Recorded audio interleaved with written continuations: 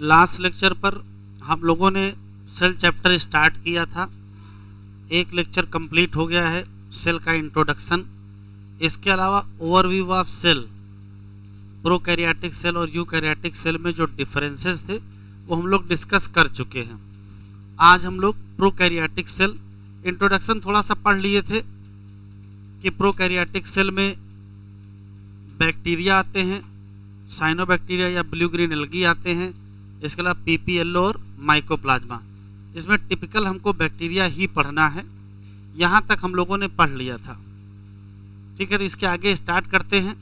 Heading डालेंगे structure of prokaryotic cell और diagram बनाएंगे।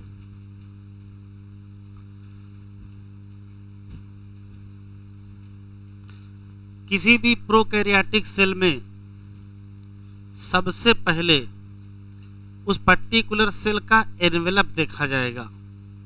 तो किसी भी प्रोकैरियोटिक सेल, ये स्पेशली बैक्टीरिया के अगर हम एनवेलप की बात करें तो इसमें कुल 3 लेयर पाई जाती हैं।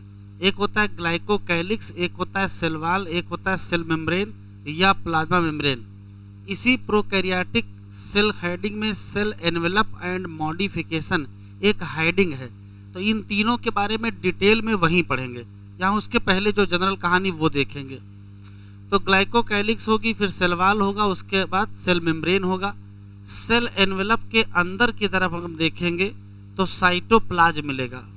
प्रोकैरियोटिक सेल हो चाहे यूकैरियोटिक सेल हो, साइटोप्लाज्म क्या होता है तो पहले से ही पता है कि सेमी फ्लूइड मैट्रिक्स है जो सेल में पाया जाता है।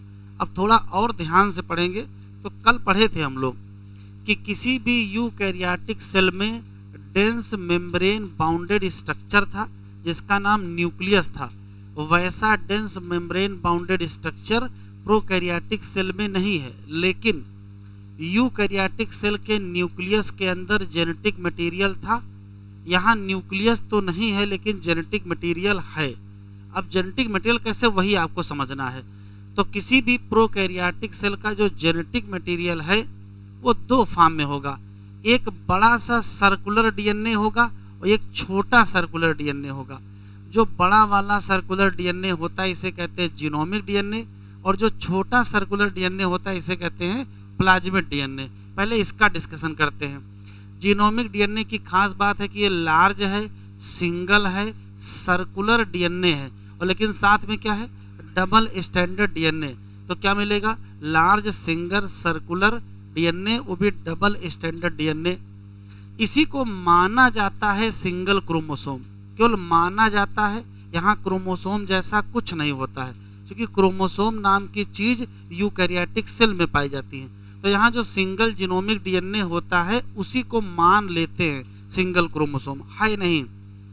इसी जीनोमिक डीएनए को जीनोफोर भी कहते हैं, इसी को न्यूक्लियोइड भी कहते हैं। खास बात क्या है कि यहाँ जो जेनेटिक मटेरियल है उसको नैक्ड कहा जाता है। क्यों? क्योंकि यहाँ कोई न्यूक्लियर मेम्ब्रेन तो है नहीं, तो ना न्यूक्लियर मेम्ब्रेन है और ना न्यूक्लियस है। इसी नाते जेनेटिक मटेरियल क्या है, नैक्ड पाया जाता है। तो जीनोमिक डीएनए कहो या इसी को मेन डीएनए कहो, ये लार्ज होगा, सर्कुलर डीएनए होगा, ठीक है, डबल स्टैंडर्ड डीएनए होगा। सभी बैक्टीरिया में ये जरूर मिलेगा। तो ये तो सभी बैक्टीरिया में मिलेगा, लेकिन कुछ बैक्टीरिया में, जब इन्हीं बैक्टीरिया में एनसीईआरटी में लिखा है, बहुत सारे बैक्टीरिया में क्या मिल जाएगा, प्लाज्मिक डीएनए मिलेगा। अब इस डीएनए और इस डीएनए में अंतर है। इस डीएनए की खास बात है ये लार्ज होता है, ये स्मॉल होता है, ये भी सर्कुलर होता है, ये भी सर्कुलर होता है, ये भी डबल स्टैंडर्ड ही होता है, ये भी डबल स्टैंडर्ड डीएनए, वो भी डबल स्टैंडर्ड डीएनए। बस फर्क यह है कि ये छोटा होता है और वो बड़ा होता है, यही मेन फर्क है। ये भी सर्कुलर होता है और वो भी क्या है, सर्कुलर ही होता है। चूंकि ये मेन डीएनए है इसी नाते इसको एक्स्ट्रा जीनोमिक डीएनए कहते हैं। तो एक्स्ट्रा जीनोमिक डीएनए या इसको एक्स्ट्रा न्यूक्लियर डीएनए भी कह सकते हैं। वैसे तो यहाँ कोई न्यूक्लियस नहीं है, फिर भी ये एक्स्ट्रा जीनोमिक डीएनए है। अब सवाल ये है कि जब डीएनए ये था तो इसी डीएनए से बैक्टीरिया के सारे काम चल जाने चाहिए थे, लेकिन ऐसा हुआ नहीं। इस डीएनए से भी कुछ काम होंगे। तो ये पर्टिकुलर डीएनए बैक्टीरिया में कुछ यूनिक फिनोटिपिक एक्सप्रेशन करेगा, विशेष कैरेक्टर लाएगा। तो विशेष एक कैरेक्टर लाता है जिसका नाम है रेजिस्टेंस टू एंटीबायोटिक। कुछ ऐसे बैक्टीरिया होते हैं जिनके ऊपर एंटीबायोटिक का कोई असर नहीं पड़ता है, जैसे कोई टेट्रासाइक्लिन का रेजिस्टेंट है, कोई एम्पीसिलिन का रेजिस्टेंस है। तो जो रेजिस्टेंस है उसका जो जीन है वो कहाँ पाया जाएगा? तो आंसर देंगे प्लाज्मिड डीएनए पर ही पाया जाएगा। इसी नाते जब हम बायोटेक्नोलॉजी पढ़ते हैं तो बायोटेक्नोलॉजी में एक फिनोमेना पढ़ते हैं सेलेक्टेबल मार्कर, और सेलेक्टेबल मार्कर से हम डिटेक्ट करते हैं कि कौन रिकॉम्बिनेंट है और कौन नॉन रिकॉम्बिनेंट है, या कौन ट्रांसफॉर्मेंट है और कौन नॉन ट्रांसफॉर्मेंट है। बायोटेक्नोलॉजी में किसी बैक्टीरिया में फॉरेन जीन इंट्रोड्यूस कराया जाता है, इंट्रोडक्शन के बाद उसमें बदलाव आ जाता है, उसी को बैक्टीरियल ट्रांसफॉर्मेशन कहते हैं। बैक्टीरियल ट्रांसफॉर्मेशन हुआ है कि नहीं हुआ है ये पता करने में किसका इस्तेमाल किया जाता है? प्लाज्मिड का, क्योंकि उसी के ऊपर तो एंटीबायोटिक वाले जीन होते हैं। इसी नाते यहाँ एक एनसीईआरटी में लाइन लिखी है कि प्लाज्मिड का इस्तेमाल करेंगे यूज टू मॉनिटर क्या? Bacterial transformation with the foreign DNA. इस लाइन को डिटेल में हम लोग बायोटेक्नोलॉजी में पढ़ेंगे। तो ओवरव्यू में से इतनी कहानी है कि किसी भी पर्टिकुलर बैक्टीरिया की अगर हम बात करेंगे तो सेल के अंदर साइटोप्लाज्म होगा, साइटोप्लाज्म के अंदर दो टाइप के डीएनए होंगे, एक बड़ा सर्कुलर डीएनए, एक छोटा सर्कुलर डीएनए। बड़े डीएनए का नाम न्यूक्लियोइड या जीनोमिक डीएनए कहेंगे या जीनोफोर कहेंगे, वो होगा तो डबल स्टैंडर्ड होगा सर्कुलर, यही मेन डीएनए है, इसी को सिंगल क्रोमोसोम भी मानते हैं। लेकिन एक छोटा जो डीएनए है वो भी छोटा होगा लेकिन सर्कुलर होगा, वो भी डबल स्टैंडर्ड होगा, उसको एक्स्ट्रा जीनोमिक डीएनए कहते हैं। अब उसका रोल क्या है? तो दो बातें याद रखेंगे। बैक्टीरिया में जो एंटीबायोटिक रेजिस्टेंस है उसका जो जीन है वो कहाँ पाया जाएगा? इसी पर्टिकुलर प्लाज्मिड में पाया जाएगा। और दूसरा बायोटेक्नोलॉजी जब पढ़ेंगे तो वहाँ बैक्टीरियल ट्रांसफॉर्मेशन पढ़ेंगे, उनमें पता करते हैं कि कौन ट्रांसफॉर्म्ड हुआ है और कौन ट्रांसफॉर्म्ड नहीं हुआ है, उसमें सेलेक्टेबल मार्कर का कॉन्सेप्ट यूज करते हैं। तो यहाँ की एक लाइन लिख दिया है use to monitor bacterial transformation with foreign DNA. 2-3 question और बचे हैं। एक क्वेश्चन ये है, बैक्टीरिया में सेल वॉल पाई जाती है, तो एनसीईआरटी में लिखा है cell wall present in all prokaryote except, ये एक्सेप्ट याद रखिएगा माइकोप्लाज्मा। अगर ये ना मिले तो पीपीएलओ भी सही होगा, क्योंकि पीपीएलओ में भी क्या है? सेल वॉल नहीं पाई जाती है। क्वेश्चन पूछेगा prokaryotic cell without cell wall, prokaryotic cell without cell wall, तो आंसर क्या देंगे? तो माइकोप्लाज्मा, ना मिले तो क्या दे देना? पीपीएलओ दे देना। उसी के बाहर क्या मिलेगा? ग्लाइकोकैलिक्स, और उसी के अंदर क्या मिलेगा? सेल मेम्ब्रेन मिलेगा। जनरल कहानी ये है कि भाई पर्टिकुलर बैक्टीरिया के अंदर साइटोप्लाज्म में राइबोसोम पाए जाएंगे। राइबोसोम का पाया जाना कोई विशेष बात नहीं है, क्योंकि राइबोसोम तो प्रोकैरियोटिक और यूकैरियोटिक दोनों में पाया जाता है।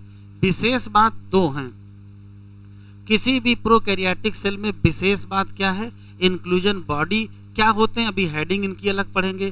किसी प्रोकैरियोटिक सेल में विशेष बात क्या है? तो मीसोसोम। तो अगर हम विशेष बातें याद रखें तो क्या क्या याद रखोगे?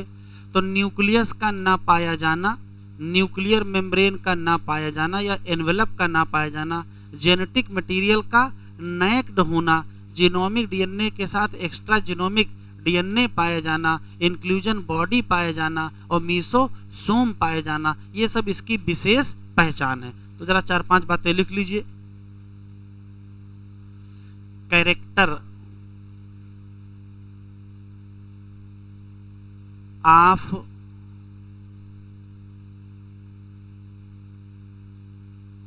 प्रोकैरियोटिक सेल, तो कुछ विशेष बातें लिख लेंगे यहां पर।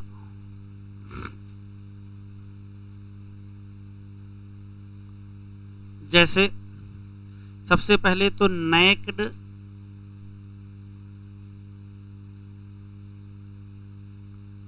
जेनेटिक मटेरियल, क्यों? क्योंकि नहीं है, नो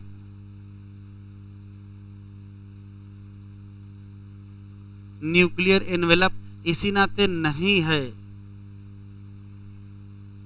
न्यूक्लियस। इसमें पाया जाएगा जीनोमिक डीएनए, इसमें पाया जाएगा प्लाज्मिड डीएनए, इसमें पाया जाएगा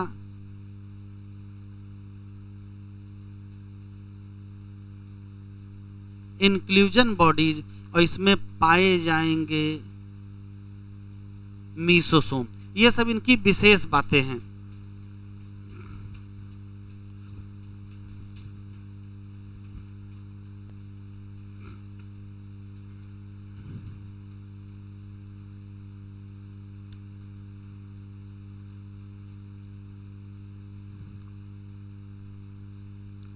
लास्ट लेक्चर पर यहां तक पढ़ चुके थे।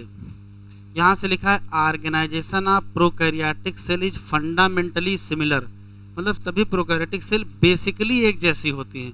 बेसिकली का मतलब न्यूक्लियस ना पाया जाना, जेनेटिक मटेरियल नेक्ड होना, मेम्ब्रेन बाउंडेड ऑर्गेनेल ना पाया जाना। हाँ, वो भी एक करेक्टर भी लिखा देंगे, लेकिन इसमें बहुत सारे शेप और फंक्शन मिलेंगे। तो ये आल जो यहाँ लिखा है, इसको यहाँ से काट दीजिए और उस आल को यहाँ लिख लीजिए, यहाँ लिख लीजिए, ठीक है। सभी prokaryotic cell have cell wall. अगर यहां से फुल स्टॉप लगा दिया जाए तो क्या हो जाएगा? ये गलत हो जाएगा। All prokaryote have cell wall तो गलत है, आगे बढ़ो। Surrounding the cell membrane except in mycoplasma. अब देखो यहां फुल स्टॉप लगा है, फिर क्या आया? सेमी फ्लूइड मैट्रिक्स आया, जो सेल में भरा हुआ उसका नाम क्या है? साइटोप्लाज्म है। यहाँ क्या नहीं है? No well defined nucleus, nucleus नहीं है। इसी नाते जेनेटिक मटेरियल कैसा हो जाएगा? नैग्ड, नॉट एनवेलप बाई, किसके द्वारा? Nuclear membrane. कह रहा in addition to the genomic DNA. अब यहाँ जो ब्रैकेट में लिखा है वो जीनोमिक डीएनए की प्रॉपर्टी लिखी है। क्या लिखा है? इसी को सिंगल क्रोमोसोम मानते हैं। ये है क्या? Circular DNA. तो कह रहा है जीनोमिक डीएनए को छोड़कर ज्यादातर बैक्टीरिया में क्या मिलेगा? तो कहोगे स्मॉल सर्कुलर डीएनए। वो भी कहाँ होगा? Outside genomic DNA. इस छोटे से डीएनए का नाम क्या रखना पड़ा? प्लाज्मिड। ये बहुत इंपॉर्टेंट लाइन है, टिक कर लीजिए। Plasmid DNA confer certain unique phenotypic character. जैसे जैसे क्या देगा? तो ये देखो लिखा है resistance to antibiotic. Antibiotic resistant gene कहाँ पाए जाएंगे? तो आंसर देंगे क्या? प्लाज्मिड। कह रहा हायर क्लास में पढ़ेंगे, तो हायर क्लास मतलब 12th में पढ़ना है। हायर क्लास में पढ़ेंगे कि प्लाज्मिड का ही इस्तेमाल करते हैं और किसमें? तो मॉनिटर बैक्टीरियल ट्रांसफॉर्मेशन विद क्या? Foreign DNA. तो इस लाइन को भी यहाँ समझना नहीं, केवल इसको आप याद कर लीजिए। 12th में बायोटेक्नोलॉजी में आप बात समझ में आ जाएगी।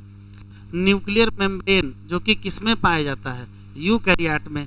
जितने भी ऑर्गेनेल कहाँ पाए जाएंगे? यूकैरियोट में। वो यहाँ नहीं मिलेंगे, बस क्या मिलेगा? राइबोसोम एक ऐसा ऑर्गेनेल है जो प्रोकैरियोट और यूकैरियोट दोनों में है।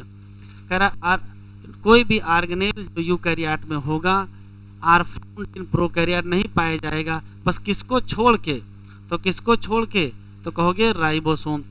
प्रोकैरियोट में कुछ ना कुछ यूनिक है, किस फॉर्म में? इंक्लूजन बॉडी के फॉर्म में। और किस फॉर्म में? तो आंसर देंगे मीसोसोम। मीसोसोम की जो ये दो लाइनें हैं, ये दो लाइनें अभी मीसोसोम में आपको पढ़ा देंगे, ठीक है। तो इनको भी नहीं पढ़ेंगे। यहाँ कैरेक्टर लिख रहे थे तो एक लाइन इसके आगे और बढ़ा दीजिए। एब्सेंस है किसका? Membrane bounded cell organelle. एक चीज और बढ़ा दीजिए, राइबोसोम वो ऑर्गेनेल है जो कहां प्रेजेंट है? प्रेजेंट इन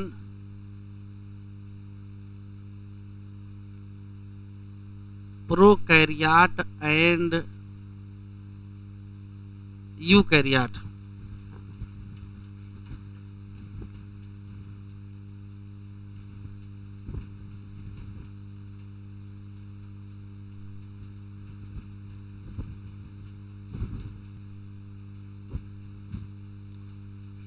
तो हेडिंग डालें cell envelope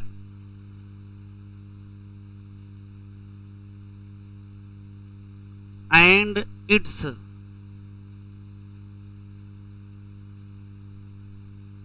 modification.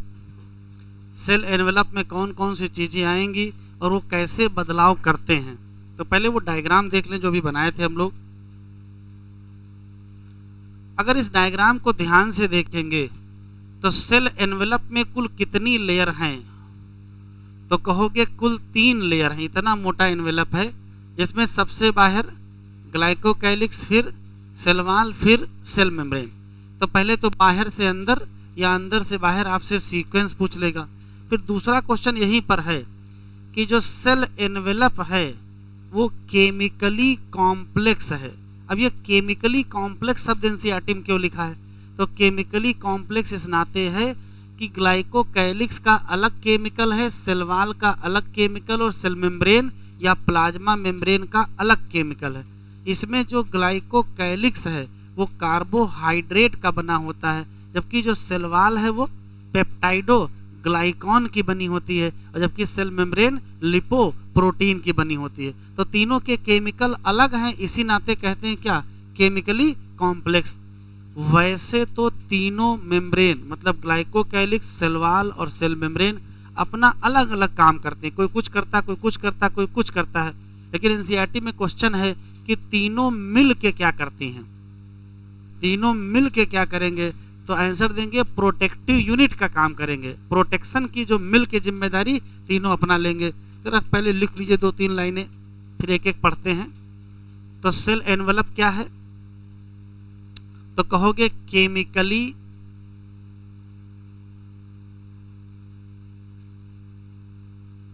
Complex envelope होता है।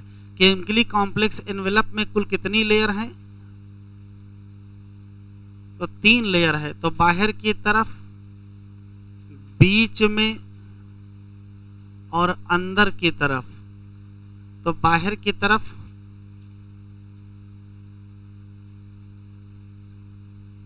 ग्लाइकोकैलिक्स, बीच में सेल वॉल और अंदर की तरफ सेल मेम्ब्रेन या प्लाज्मा मेम्ब्रेन। बात एक ही है। केमिकली कॉम्प्लेक्स है क्यों, क्योंकि ये बनी होती है कार्बोहाइड्रेट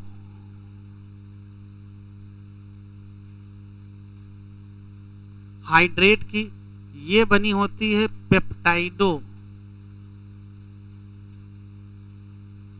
अगर पेप्टाइडो ग्लाइकॉन ना मिले तो म्यूरामिक एसिड कह देना, और ये भी ना मिले तो NAG एन एस्टाइल ग्लूकोसा माइन लिख देना।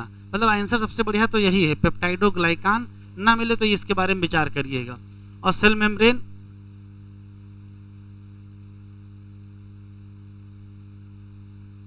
लिपोप्रोटीन की बनी है।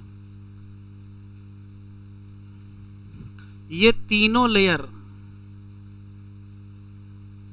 ये तीनों लोग क्या करती हैं, तो वैसे तो सेपरेट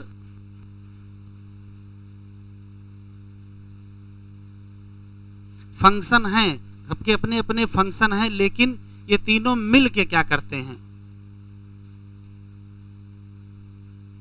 टुगेदर क्या मिलते हैं, मेक सिंगल प्रोटेक्टिव यूनिट। ये सिंगल प्रोटेक्टिव यूनिट बनाते हैं।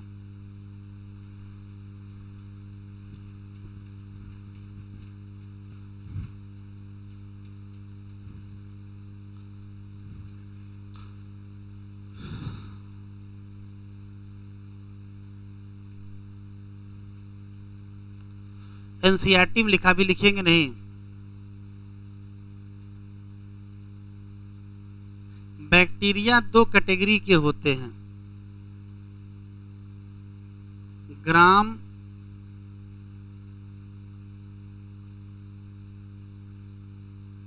पॉजिटिव बैक्टीरिया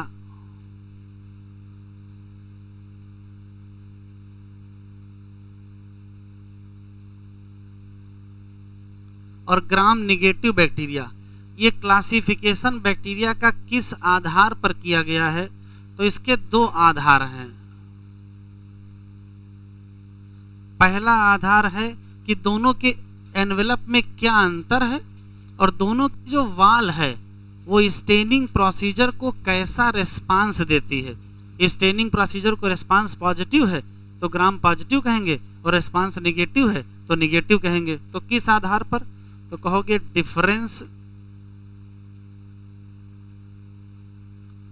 इन इनवेलप, और दूसरा किस आधार पर? रिस्पांस अगेंस्ट स्टेनिंग प्रोसीजर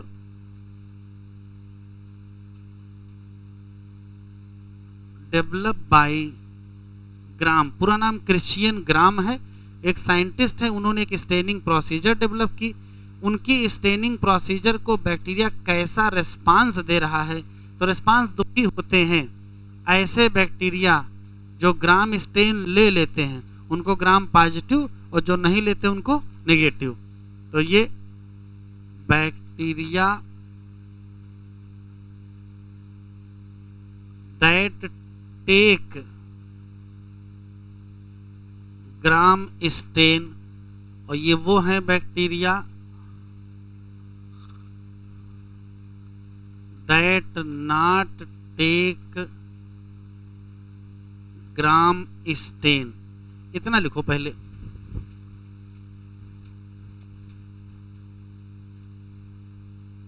लिख लिया बेटा?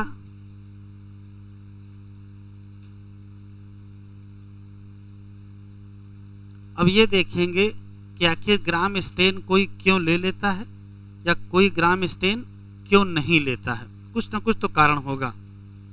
तो इनके एनवेलप में ही कुछ अंतर है। क्या अंतर है वो भी एक्सप्लेन कर देंगे। बढ़े आगे।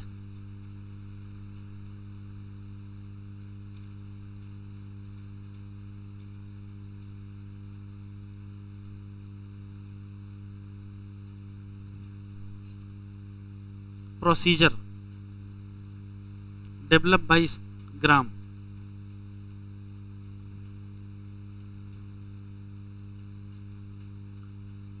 जरा देख लें, इसको लिखेंगे नहीं अभी। जैसे मान लेते हैं कि ये कोई बैक्टीरिया है,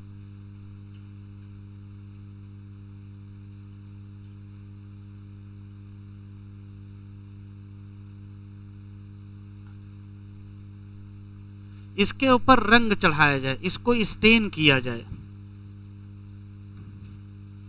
तो इसको स्टेन करेंगे बाय ग्राम स्टेनिंग। उनकी डाई है और उस डाई का नाम जेंटीनियन वायलेट है। तो जेंटीनियन वायलेट नाम की एक डाई आती है जो कि ब्लू या पर्पल या वायलेट कलर की होती है। इससे रंग चढ़ाएंगे तो सभी बैक्टीरिया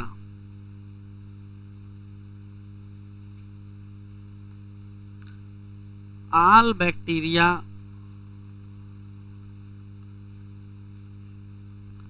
बिकम ब्लू या वायलेट, सभी नीले हो जाएंगे। रंग को पक्का करने के लिए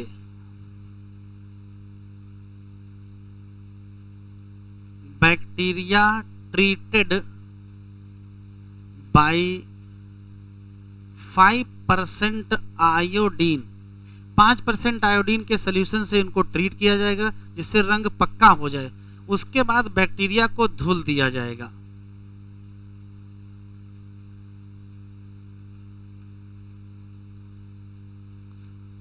अब धुलने के लिए जो पानी इस्तेमाल करेंगे वो पानी नहीं होगा। वास्तव में यहां क्या यूज करेंगे? तो कोई ऑर्गेनिक सॉल्वेंट यूज करते हैं।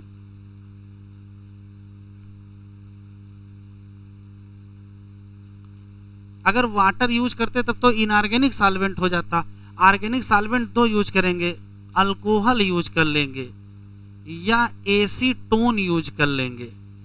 और धुलने के बाद देखिए अब यहीं से कहानी बदलेगी। जैसे मान लेते किसी कपड़े पर कोई रंग चढ़ाया गया है, वो रंग पक्का है या रंग पक्का नहीं है, ये धुलने के बाद पता चलेगा। अगर धुलने के बाद रंग उतर जाए इसका मतलब रंग कच्चा है, और अगर धुलने के बाद रंग न उतरे तो रंग क्या है, पक्का है। तो यहीं से दो लाइनें हो गई।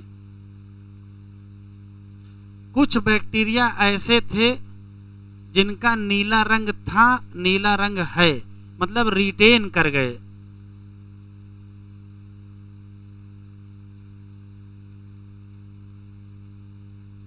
बैक्टीरिया रिटेन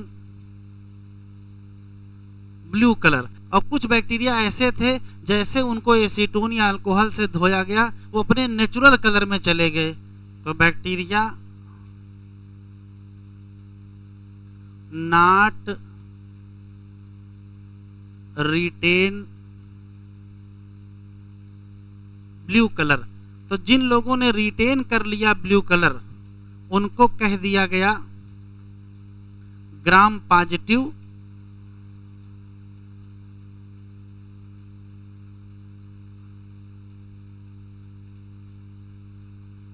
और जिन लोगों ने रिटेन नहीं किया उनको कह दिया गया ग्राम निगेटिव बैक्टीरिया। अब असली सवाल यहां यह है कि आखिर इनका नीला रंग उतर क्यों गया और इनका नीला रंग क्यों नहीं उतरा। तो जो खास बात यह है कि ऐसे बैक्टीरिया जिनकी वाल में लिपिड कम होता है और पेप्टाइडोग्लाइकान ज्यादा होता है उनका रंग पक्का होता है, और जिनकी वाल में लिपिड ज्यादा होता है और पेप्टाइडोग्लाइकान कम होता है उनका रंग उतर जाता है। तो इनकी वाल कैसी है, इनकी खास बात यह है कि इसमें पाया जाएगा मोर पेप्टाइडो ग्लाइकान और इसमें पाई जाएगी लेस लिपिड। जबकि यहां क्या होगा, यहां होगा लेस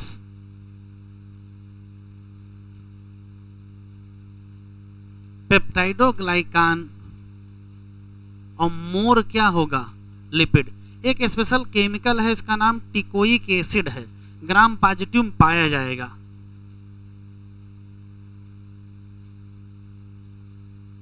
टिकोइक एसिड यहां प्रेजेंट है और टिकोइक एसिड यहां एब्सेंट है। तो ग्राम पॉजिटिव और ग्राम नेगेटिव में कुछ अंतर है।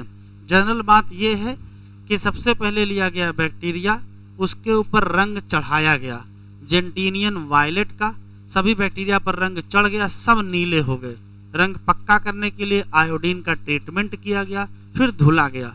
धुलने के बाद जिनका रंग पक्का था वो नीले थे, नीले रहे, और जिनका रंग कच्चा था उनका रंग उतर गया।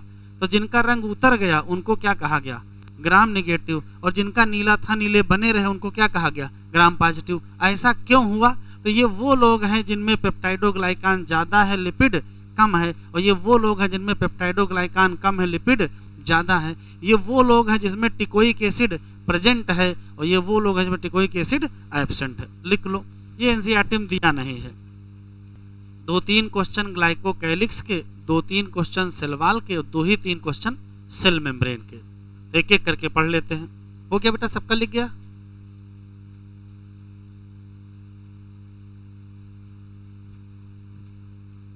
तो साइड हेडिंग डालें ग्लाइकोकैलिक्स।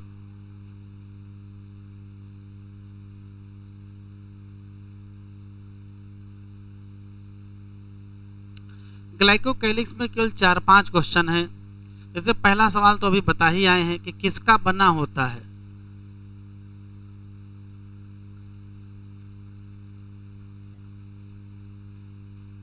किसका बना होगा, कार्बोहाइड्रेट का बना होगा। एनसीईआरटी में एक लाइन लिखी है कि ग्लाइकोकैलिक्स की थिकनेस और इसका जो कंपोजिशन है वो वेरिएबल है। मतलब थिकनेस कम भी हो सकती है और थिकनेस ज़्यादा भी हो सकती है। इसी नाते दो विकल्प हैं, ग्लाइकोकाइलिक्स हो सकता है लूज शीथ के फॉर्म में मिले, तो इसको कहते हैं स्लाइम लेयर, और हो सकता है एज थिक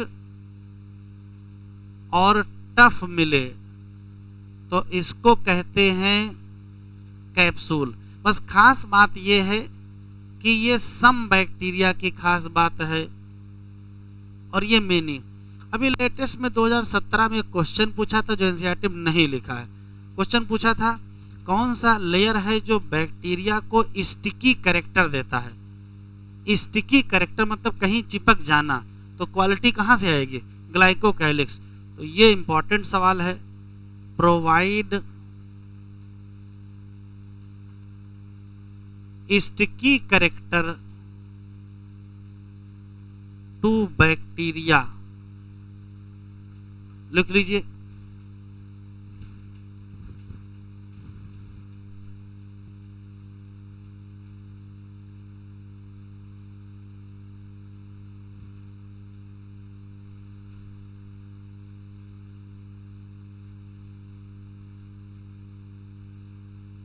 छूट जाए,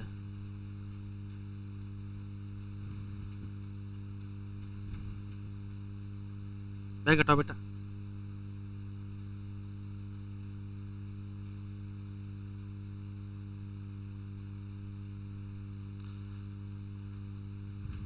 सेल वॉल,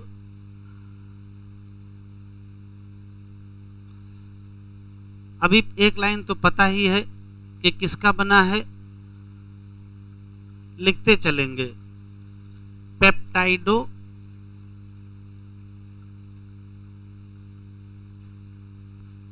पेप्टाइडोग्लाइकॉन, बस इसका फंक्शन इंपॉर्टेंट है। किसी पर्टिकुलर प्लांट सेल की बात करें या किसी पर्टिकुलर बैक्टीरिया की बात करें, सेल वॉल थोड़ी रिजिड होती है और उसके रिजिड होने का जो फायदा होता है कि शेप निश्चित हो जाता है।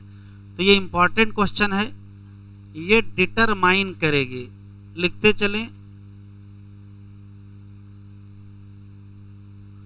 शेप ऑफ सेल, अगर ये ना मिले तो शेप ऑफ बैक्टीरिया। चूंकि रिजिड होती है तो ये स्ट्रक्चरल सपोर्ट देती है। और इधर देखिए, मान लेते हैं कि ये कोई बैक्टीरिया है, इसमें वाटर अंदर आ जाए या वाटर बाहर निकल जाए, तो अगर वाटर अंदर आएगा तो ये फिर रप्चर कर सकता है, और अगर वाटर बाहर जाए तो ये श्रिंक कर सकता है। तो ना रप्चर करेगा ना श्रिंक करेगा या कोलैप्स। तो बैक्टीरिया को फटने से और कोलैप्स करने से कौन बचाएगा? आंसर क्या देंगे? Cell wall. तो तीसरा, प्रोवाइड स्ट्रांग, लिखते चलें, स्ट्रक्चरल सपोर्ट, प्रोटेक्ट करेगा बैक्टीरिया को कहां से? बस्टिंग या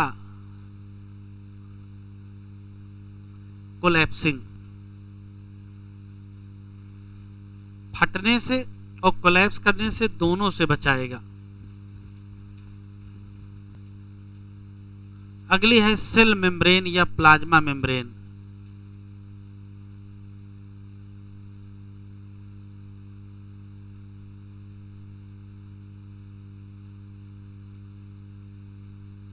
पहले से ही पता है किसकी बनी होती है, लिखते चलें, लिपोप्रोटीन।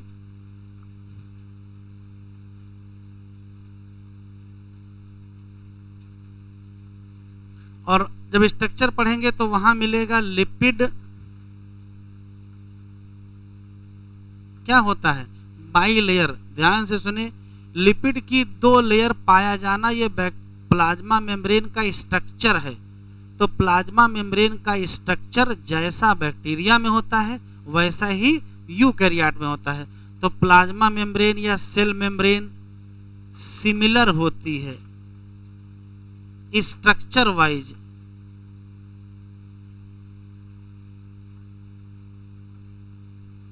As eukaryote. अब आता है फंक्शन। तो पहले से ही पता है कि ये होती है सेलेक्टिव परमिएबल मेम्ब्रेन। इसका मतलब क्या होता है?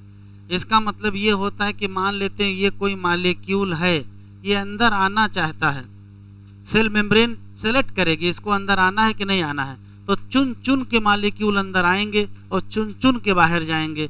तो बाहर के इन्वायरमेंट से कम्युनिकेट करने में यही सेल इन्वॉल्व होगी। लेयर सेलेक्टेबल परमिएबल मेम्ब्रेन है और किससे? तो इंटरेक्ट करेंगे टू आउटसाइड, बाहर के इन्वायरमेंट से यही कनेक्ट होती है।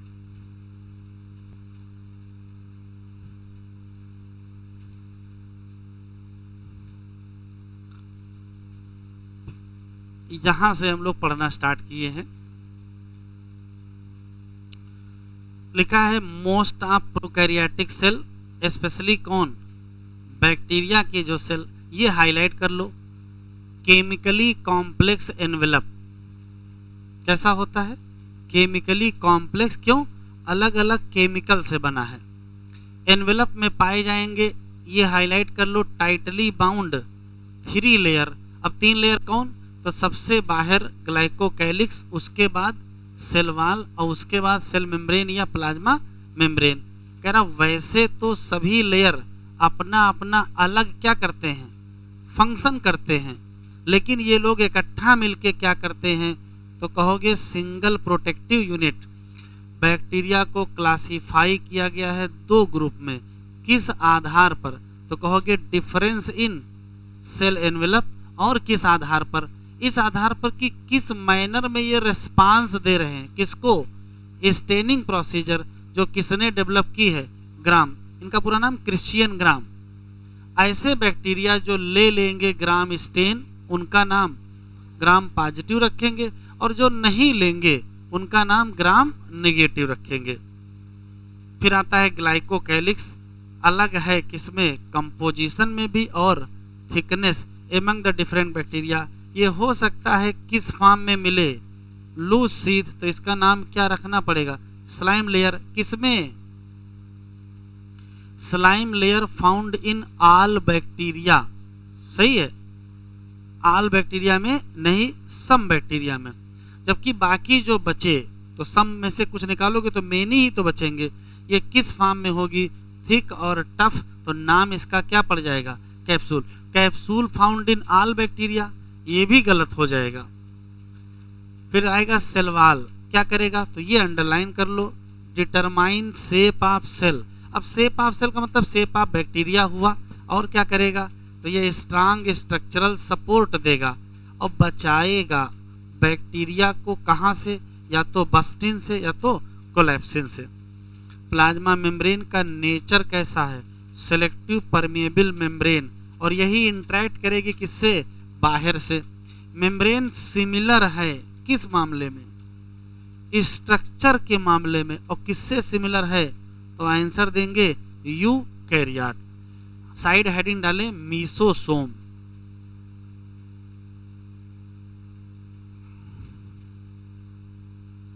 मीसोसोम, तो मीसोसोम यहां है, और मीसोसोम की 2 लाइनें यहां भी लिखी हैं इस जगह से। ठीक है, तो ये 2 लाइनें, बाकी आगे का मीसोसोम एक साथ पढ़ लेते हैं।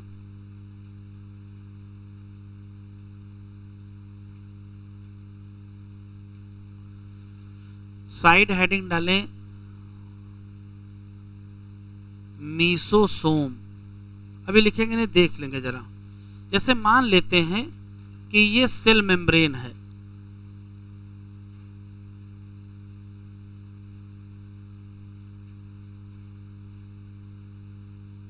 तो अगर ये सेल मेम्ब्रेन है तो यहां क्या होगा? यहां साइटोप्लाज्म होगा।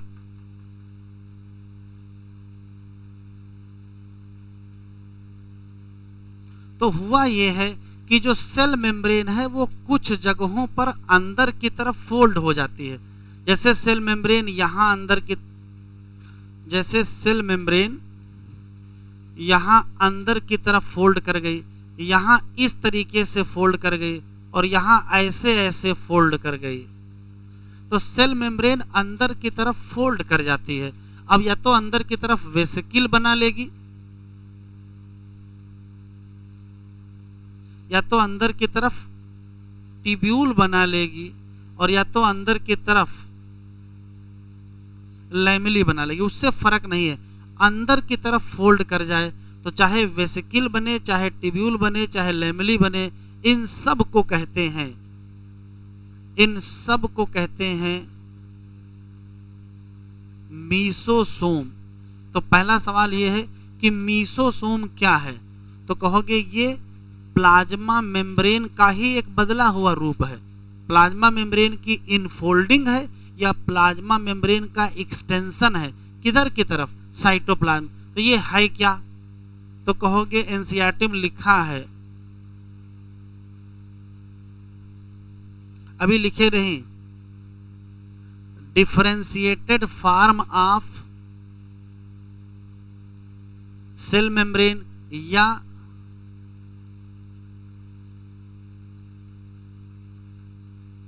इनफोल्डिंग ऑफ सेल मेम्ब्रेन या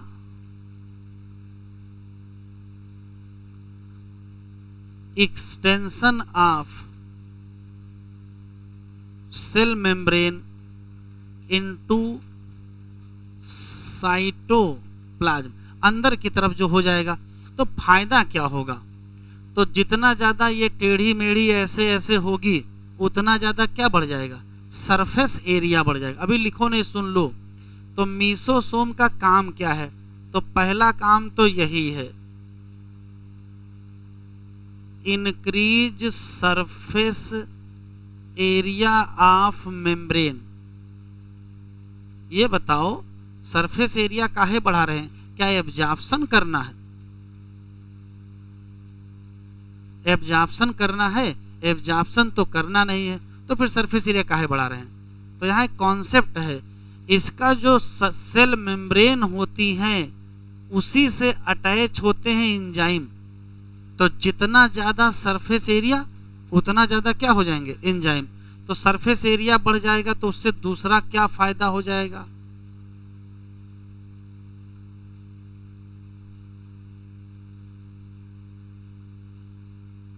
एंजाइम कंटेंट बढ़ जाएगा। तीसरा सवाल, ये जो मीसोसोम है ये सेल मेम्ब्रेन ही है, यहीं पर पाए जाते हैं एंजाइम ऑफ रेस्पायरेशन।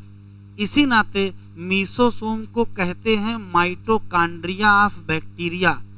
बैक्टीरिया में माइटोकॉन्ड्रिया तो होता नहीं है लेकिन रेस्पायरेशन तो होगा ही। तो रेस्पायरेशन कहाँ होगा, तो आंसर देंगे क्या, मीसोसोम पर होगा, क्योंकि मीसोसोम की मेम्ब्रेन पर ही पाए जाएंगे रेस्पायरेटरी एंजाइम। तो तीसरी चीज काहे के लिए है, तो कहोगे रेस्पायरेशन के लिए। क्यों, रेस्पायरेटरी एंजाइम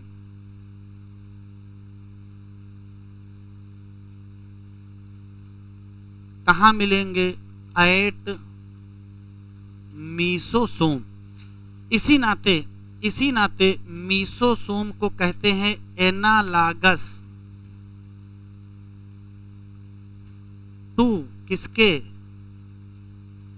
माइटोकॉन्ड्रिया। इसको माइटोकॉन्ड्रिया के एनालॉगस, एनालॉगस क्या होता है, जिसकी ओरिजिन अलग अलग हो लेकिन फंक्शन सेम हो। तो सेम फंक्शन है, वो भी क्या करता है रेस्पायरेशन, ये भी क्या करता है रेस्पायरेशन। चौथा, ये मदद करते हैं सिक्रीशन में। अगर कोई चीज बैक्टीरिया के बाहर निकलनी है तो उसमें भी ये इन्वॉल्व होते हैं। एक और एनसीईआरटी में लिखा है क्या, डुप्लीकेशन ऑफ डीएनए या replication of DNA.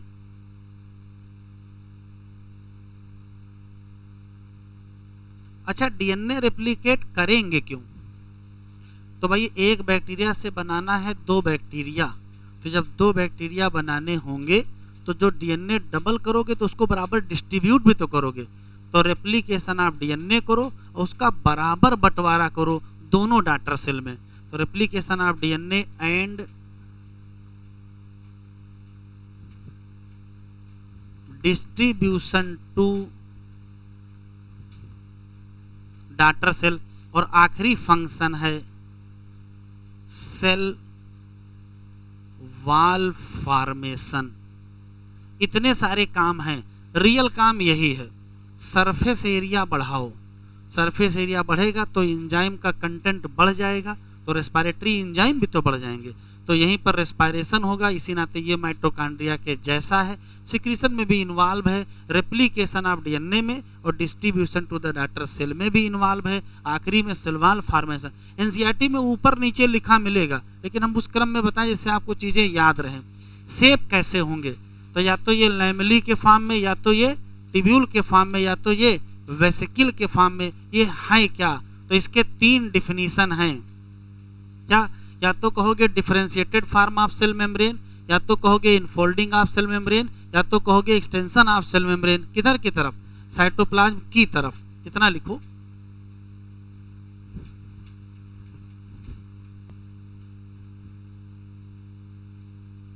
Side heading chromatophore.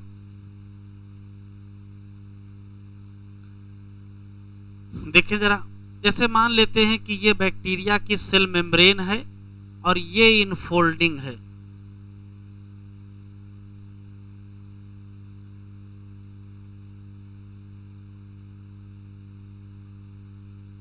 और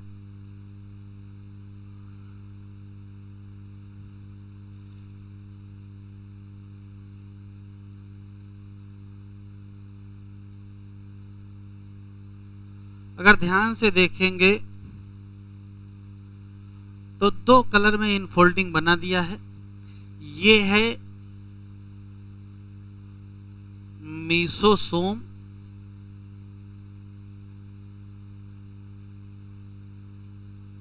ये है क्रोमैटोफोर। पहला सवाल तो यही है कि मीसोसोम और क्रोमैटोफोर में क्या समानता, तो कहोगे दोनों हैं एक्सटेंशन किसका, सेल मेम्ब्रेन का। ये भी एक्सटेंशन है, ये भी सेल एक्सटेंशन है। तो दोनों एक्सटेंशन है तो फिर नाम अलग अलग काहे रख दिए हैं, तो काम अलग अलग है। एक और क्वेश्चन, मीसोसोम किसमें पाई जाती है, तो कहोगे इन ऑल बैक्टीरिया। ये सभी बैक्टीरिया में मिलेगा, लेकिन क्रोमैटोफोर सभी बैक्टीरिया में नहीं मिलेगा। नॉट इन ऑल बैक्टीरिया, तो मिलेगा किसमें, प्रेजेंट इन साइनोबैक्टीरिया। और साइनोबैक्टीरिया की एक आदत होती है, फोटोसिंथेसिस करते हैं।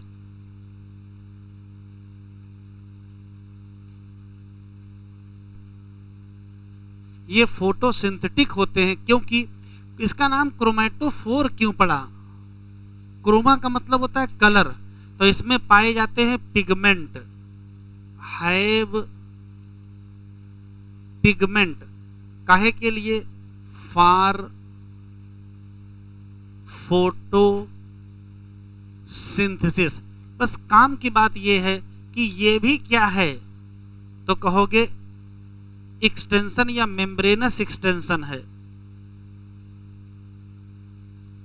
मेम्ब्रेनस एक्सटेंशन किधर की तरफ, टुवर्ड साइटोप्लाज्म। और ये भी क्या है, एक्सटेंशन ही है, बस ये सभी में मिलेगी, ये सभी में नहीं मिलेगी। किस में मिलेगी, साइनोबैक्टीरिया में, क्योंकि यहाँ पाए जाएंगे क्या, पिगमेंट फॉर फोटोसिंथेसिस। और कौन सा पिगमेंट होगा यहाँ, तो यहाँ पाया जाएगा बैक्टीरियो क्लोरोफिल। लिखो,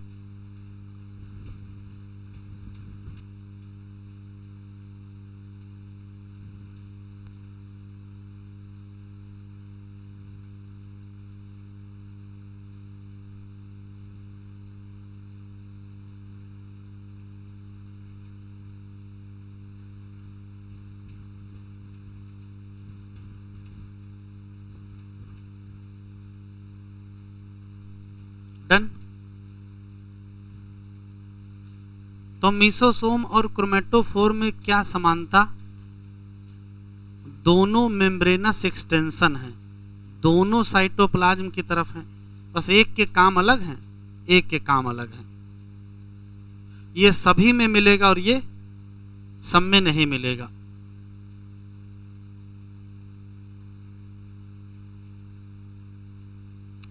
ये 2 लाइनें यहां लिखी, पहले यहां पढ़ लीजिए। यहां से लिखा है ए स्पेशलाइज्ड, क्या लिखा है? Differentiated form of cell membrane is called mesosome. और ये करेक्टर है किसका? प्रोकैरियोट का। ये वास्तव में इनफोल्डिंग है किसकी? सेल मेम्ब्रेन की। 2 लाइनें यहां लिखी हैं, बाकी यहां लिखा है स्पेशल मेम्ब्रेनस स्ट्रक्चर है। याद रखिएगा बेटा, इसको जरा टिक कर लो।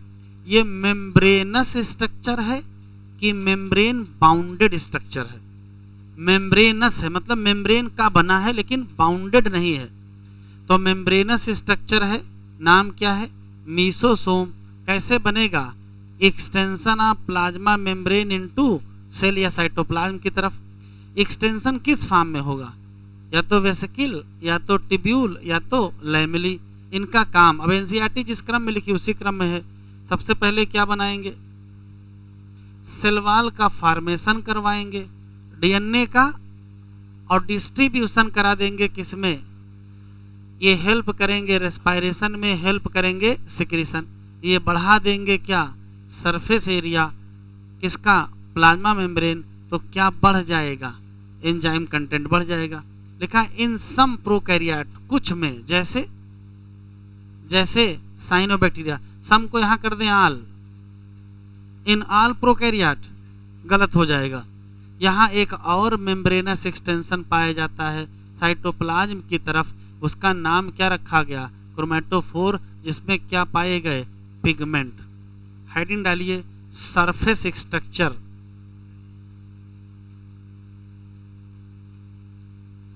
हेडिंग डालिए सरफेस स्ट्रक्चर। Surface structure.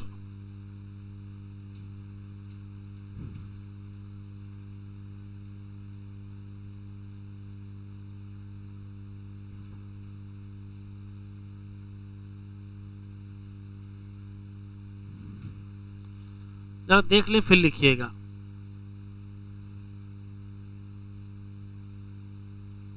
किसी भी बैक्टीरिया के सरफेस से जो स्ट्रक्चर बाहर निकले होंगे उनका नाम सरफेस स्ट्रक्चर होगा। तो बैक्टीरिया में पाए जाएंगे सरफेस स्ट्रक्चर। अब सरफेस स्ट्रक्चर के नाम पर 3 चीजें मिलती हैं। एक मिलता है फ्लैजिला, एक मिलता है पिलाई, और एक मिलता है फिम्ब्री। तो पहला सवाल तो यही है कि बैक्टीरिया में सरफेस स्ट्रक्चर कौन कौन से हैं? 3 नाम दोगे। जैसे ही आप 3 नाम दोगे वैसे पूछेगा इन सरफेस स्ट्रक्चर में किसका रोल बैक्टीरिया की मोटेलिटी में है और किसका रोल बैक्टीरिया की मोटेलिटी में नहीं है। तो किसका रोल है? तो फ्लैजिला का रोल है किसमें? Motility of bacteria. और इन दोनों का नहीं रोल है, not role in motility of bacteria. पिछली बार ये लाइन पूछी गई है, नाट हटा दिया था, पिलाई और फिम्ब्री का रोल लिखा था। 4 स्टेटमेंट होंगे, उसमें एक स्टेटमेंट ये है। तो क्या पिलाई और फिम्ब्री का मोटेलिटी में रोल है? कहोगे रोल नहीं है। किसका रोल है? फ्लैजिला का रोल है। अब फ्लैजिला पढ़ेंगे।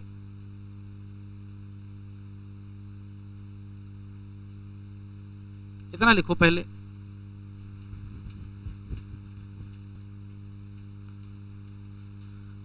बैक्टीरिया 2 कैटेगरी के होते हैं।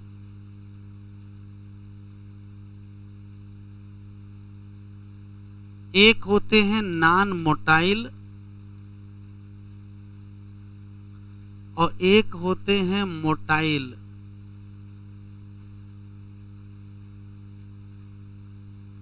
लिखते चलें। अगर कोई नॉन मोटाइल है इसका मतलब है कि उसमें फ्लैजिला फिर नहीं होगा, और अगर कोई मोटाइल है तो फ्लैजिला होगा। तो इसमें क्या होगा, फ्लैजिला एब्सेंट और इसमें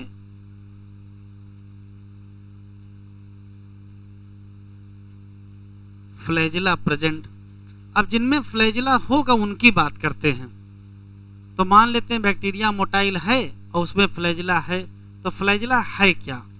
तो एनसीईआरटी में जो लिखा है कि थिन फिलामेंटस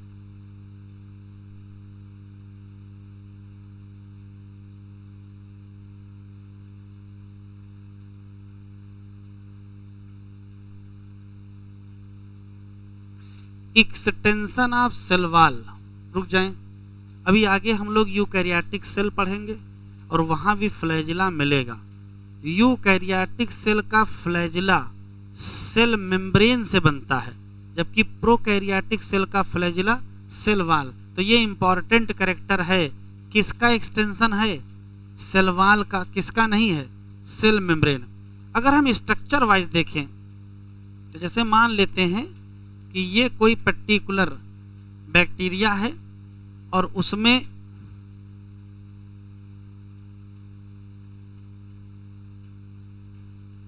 ये फ्लैजिला है, तो किसी पर्टिकुलर फ्लैजिला में 3 पार्ट होते हैं। एक होता है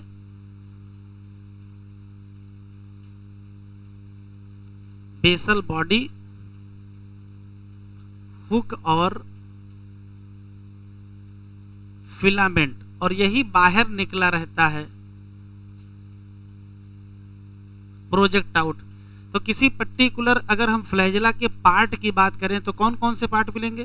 बेसल बॉडी मिलेगा, हुक मिलेगा, फिलामेंट मिलेगा, और फिलामेंट ही बाहर निकला रहता है। अब सवाल यह है कि किसी पर्टिकुलर बैक्टीरिया में फ्लैजिला कितने होंगे और उसका अरेंजमेंट कैसा होगा। तो जरा देख लो इधर। जैसे मान लेते हैं कि ये कोई पर्टिकुलर बैक्टीरिया है, उसमें एक ही फ्लैजिला लगा है। तो अगर एक फ्लैजिला होगा तो इसको मोनोट्राइकस कहेंगे। हो सकता है इसके दोनों किनारे पर फ्लैजिला लगा हो, इसे एम्फीट्राइकस कहते हैं। हो सकता है एक किनारे नहीं दोनों किनारे पर झुंड लगा हो, इसे लोफोट्राइकस कहते हैं। एक ही किनारे पर झुंड लगा हो उसे सिफेलोट्राइकस कहते हैं। और बैक्टीरिया में चारों तरफ फ्लैजिला लगे हों इसे पेरीट्राइकस कहते हैं। अभी सुनेंगे अभी भूलेंगे क्योंकि आपके सिलेबस में है नहीं, सिर्फ बताया है। हो सकता है एक फ्लैजिला हो मोनोट्राइकस, हो सकता है 2 हो अलग अलग पोल पे एम्फीट्राइकस, दोनों पर क्या हो झुंड हो तो लोफोट्राइकस, एक झुंड हो तो सिफेलोट्राइकस, और चारों तरफ हो तो पेरीट्राइकस। इतने टाइप के बैक्टीरिया होते हैं। इस आधार पर कि बैक्टीरिया में फ्लैजिला हैं कहाँ पर और कितने हैं, तो नंबर और अरेंजमेंट में क्या है, वेरिएबल है। एनसीईआरटी में ये शब्द लिखा है रेंज। रेंज बहुत बड़ी रेंज है, या तो है ही नहीं तो ए ट्राइकस, और है तो पता नहीं कितने टाइप के बैक्टीरिया पाए जाते हैं। अंदर आपको नहीं पढ़ना है। फिर सवाल यह है कि इसका काम क्या है, तो कहोगे रोल इन मोटेलिटी। इतना लिखो। 2 चीजें और बची हैं, एक पिलाई और एक फिम्बरी।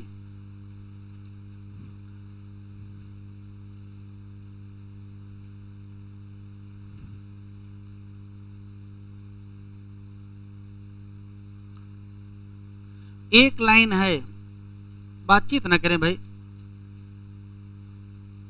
इलांगेटेड लिखते चले।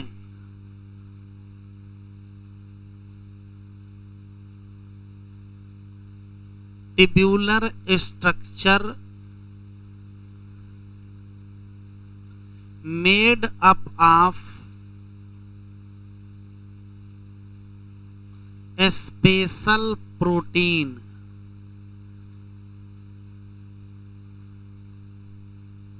जो कि पिलिन है। ये एक एनसीईआरटी की लाइन है, इसका काम एनसीईआरटी में नहीं दिया है तो काम देख ले।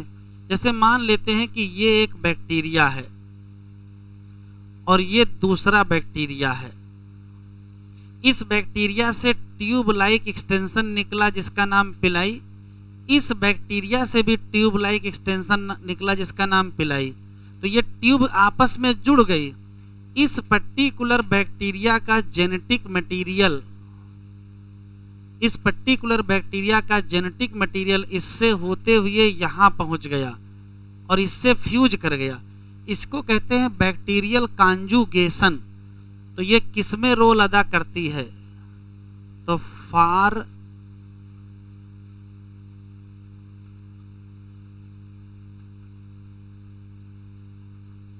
Bacterial conjugation. इसी तरीके से fimbriae,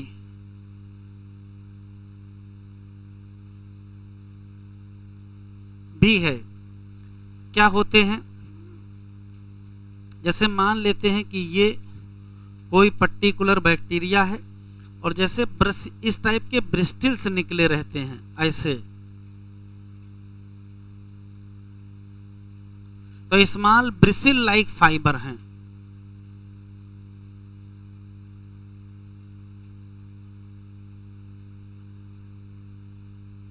small bristle like fibre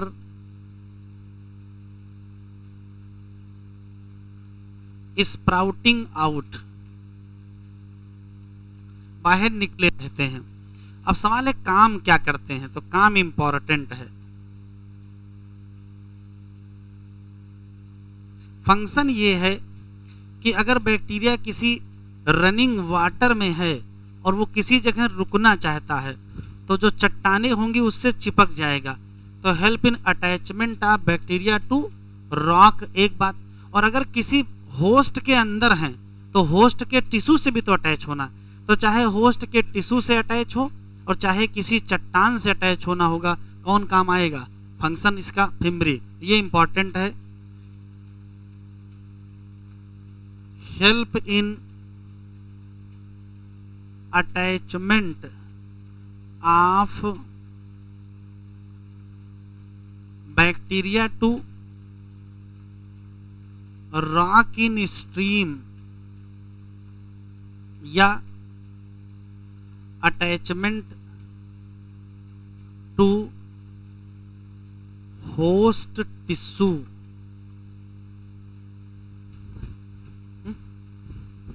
sprouting,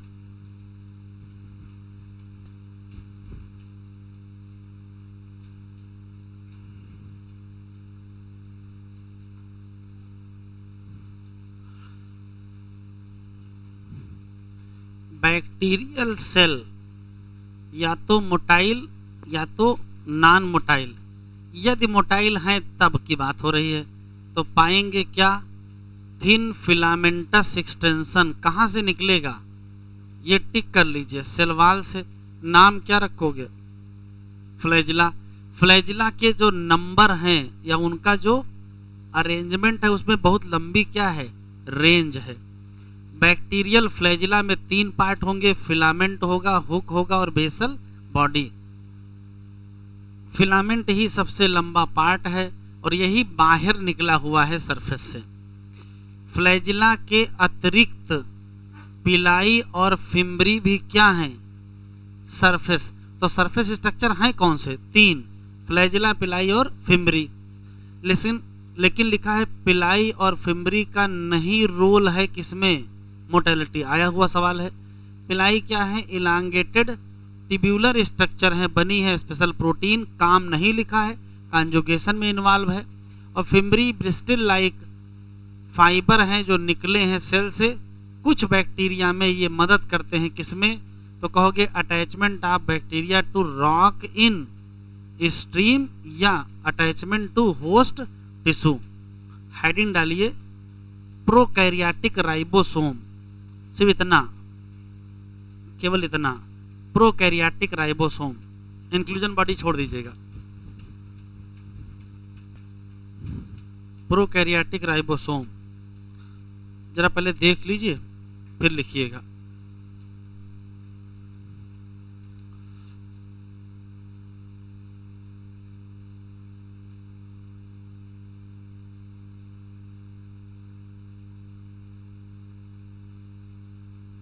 prokaryotic ribosome देखें क्या है। पहला सवाल ये है कि राइबोसोम कहां पाए जाते हैं,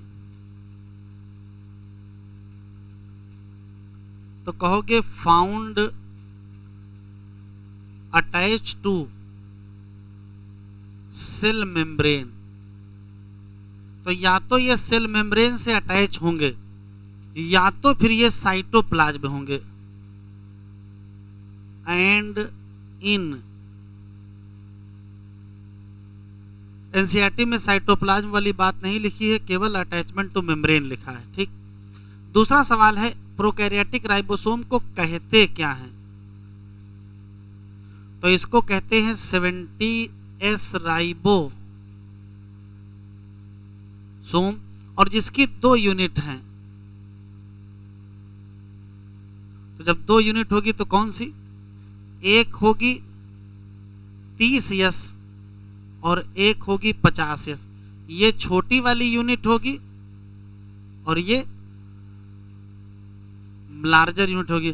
तो 30 और 50 जोड़ के 80 होता है, लेकिन यहां क्या होता है 70। कैसे, वो राइबोसोम में समझेंगे, इसको छोड़ दीजिए अभी। सबसे खास बात है कि राइबोसोम चाहे जहां का हो करेगा क्या, तो फंक्शन में कोई चेंज नहीं, फंक्शन जो था वही करेंगे। क्या, प्रोटीन की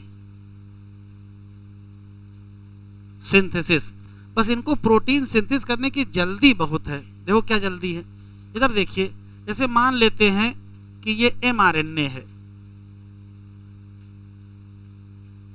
तो इस एक mRNA पर कई राइबोसोम अटैच हो जाएंगे। अब एक आरएनए पर कई राइबोसोम जब अटैच हो जाएंगे तो फायदा देखो क्या होगा। जैसे ये राइबोसोम यहां अटैच है, तो यहां से यहां तक की रीडिंग ये करेगा, इतनी छोटी प्रोटीन ये बनवा देगा। यहां से यहां तक की रीडिंग ये कर लेगा, ये बनवा लेगा। यहां से यहां तक की रीडिंग ये कर लेगा, यहां से यहां तक की रीडिंग ये कर लेगा। तो जब छोटी छोटी प्रोटीन एक साथ बनवानी हो, अगर एक राइबोसोम तो यहां से यहां तक जाएगा, बड़ी सी प्रोटीन बनाएगा। तो अगर छोटी छोटी प्रोटीन एक साथ बनवानी हो तो mRNA पर कई राइबोसोम एक साथ अटैच हो जाएंगे। इस कंडीशन को पॉलीराइबोसोम या पॉलीसोम कहते हैं, और ये बैक्टीरिया की पहचान है। तो क्या हुआ है, तो पॉली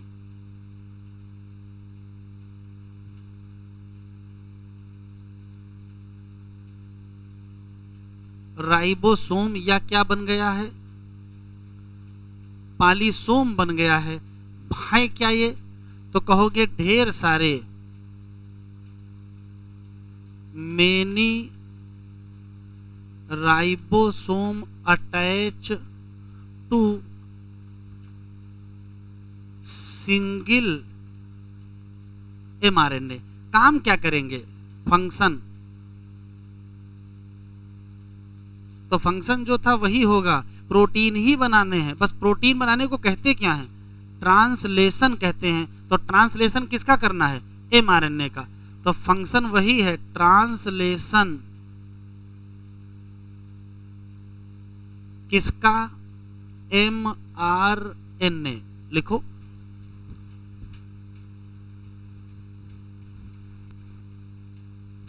बाकी राइबोसोम के बारे में डिटेल डिस्कशन हम लोग राइबोसोम जब पढ़ेंगे वहीं करेंगे। इस बार राइबोसोम से क्वेश्चन भी आया था। तो चाहे कहो ट्रांसलेशन ऑफ mRNA या यही वास्तव में क्या है, ये प्रोटीन सिंथेसिस ही है, ये कोई नई चीज नहीं है।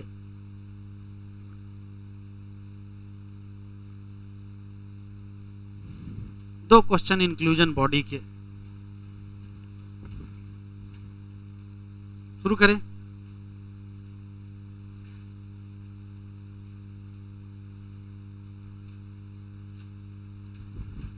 नहीं तो क्या है, खा खत्म करो।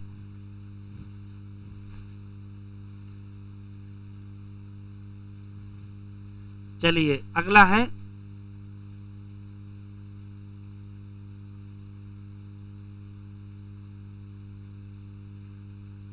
Inclusion bodies. जरा देख लीजिए, जैसे हम लोग अगर एक्सेस न्यूट्रिएंट हमारी बॉडी में हो जाते हैं, जैसे ग्लूकोज अगर ज़्यादा हो गया तो हम ग्लाइकोजन बना लेते हैं और ग्लाइकोजन स्टोर कर लेते हैं। कहाँ? इंक्लूजन बॉडी में। कहाँ स्टोर करते हैं? तो हम लोग ग्लाइकोजन स्टोर करते हैं लिवर में। कहाँ स्टोर करते हैं? लिवर में। या कहाँ स्टोर करते हैं? मसल में। एडिपोज में नहीं स्टोर करते हैं। कुछ दिमाग तो लगाओ कम से कम। एडिपोज में फैट स्टोर करते हैं। तो स्टोर क्या करना वो तय होता है। तो फैट और कार्बोहाइड्रेट ये सब रिजर्व मटेरियल हैं। हम लोगों की बॉडी में रिजर्व मटेरियल कहाँ स्टोर होता है? तो कहोगे या तो लिवर में, या तो मसल में, या तो एडिपोज में। अब मान लेते बैक्टीरिया को खाने को ज्यादा मिल गया तो इसके पास भी न्यूट्रिएंट ज्यादा हो गए, तो कहाँ स्टोर कर ले? ऑप्शन है जो वो जीनोमिक डीएनए उसमें स्टोर कर लें, ऑप्शन है प्लाज्मिड में स्टोर कर लें, ऑप्शन है मीसोसोम में स्टोर कर लें, ऑप्शन है साइटोप्लाज्म में खुला छोड़ दें। कहाँ डालोगे? इनके पास मेम्ब्रेन नाम की चीज नहीं है। अगर कोई मेम्ब्रेन बाउंडेड स्ट्रक्चर होता तो उसके अंदर सुरक्षित रखते। मेम्ब्रेन बाउंडेड कुछ है नहीं तो फ्री में छोड़ दिया। कहाँ? साइटोप्लाज्म में। जब आवश्यकता होगी तब इस्तेमाल करेंगे। तो पहला सवाल लिखते चलें, बैक्टीरिया में रिजर्व फूड स्टोर होगा कहाँ? तो कहोगे एट साइटोप्लाज्म। और किस फॉर्म में होगा?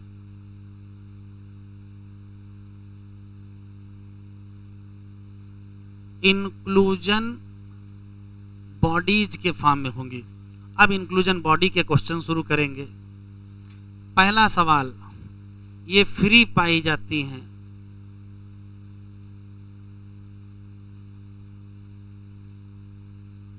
दूसरा सवाल, क्या मेम्ब्रेन होगा? यहाँ अगर मेम्ब्रेन ही होता तो इनका जेनेटिक मटेरियल काहे नंगा घूम रहा होता है? वही बेचारा नेक्ड है, उसके लिए मेम्ब्रेन नहीं है। तो इसका मतलब नॉट मेम्ब्रेन बाउंडेड। ये है क्या? रिजर्व फूड मटेरियल हैं। कितने टाइप के हैं? तो कई हैं। जैसे फास्फेट,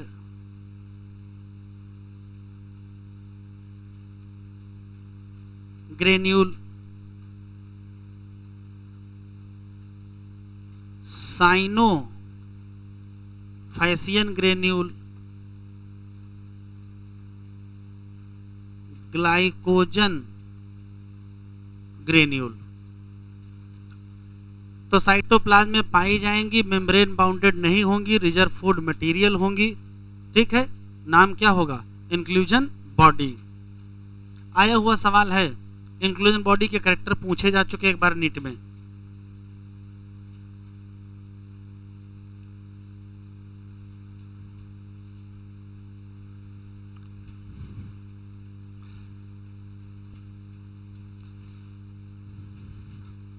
साइटोप्लाज्म में फ्री होंगे, मेम्ब्रेन बाउंडेड नहीं होंगे, रिजर्व फूड मटेरियल होगा। और 3 एग्जाम्पल हैं।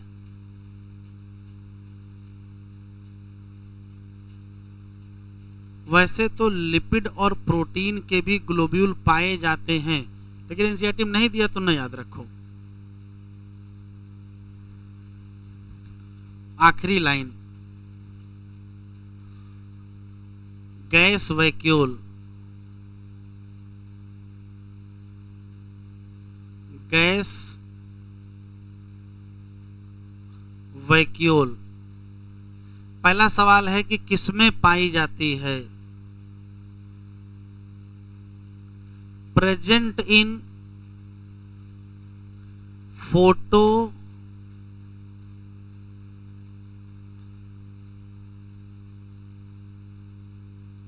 Synthetic bacteria. जैसे तो 3 नाम यहां दिए हुए हैं, कौन कौन से? तो ब्लू ग्रीन, पर्पल और ग्रीन। मतलब blue green bacteria, purple bacteria और ग्रीन बैक्टीरिया, ये सब क्या हैं? Photosynthetic bacteria. तो सवाल है कि गैस वैक्यूल का फोटोसिंथेसिस से क्या रिलेशन है? अगर फोटोसिंथेटिक बैक्टीरिया में है तो कोई ना कोई रिलेशन जरूर होगा। क्या रिलेशन है? पहला सवाल, कौन सी गैस भरी होती है इसमें? है? कौन सी गैस भरी होती है? फोटोसिंथेसिस से जो गैस निकले वो यहीं भर दें। तो फोटोसिंथेसिस में इनकम गैस कौन सी निकलती है बैक्टीरिया में? ऑक्सीजन तो निकलती नहीं है, सल्फर निकलती है। तो यहाँ कौन सी गैस भर दें? सल्फर। ऐसा है नहीं। यहाँ कौन सी गैस भरी है? तो कहोगे एटमॉस्फेरिक एयर होती है।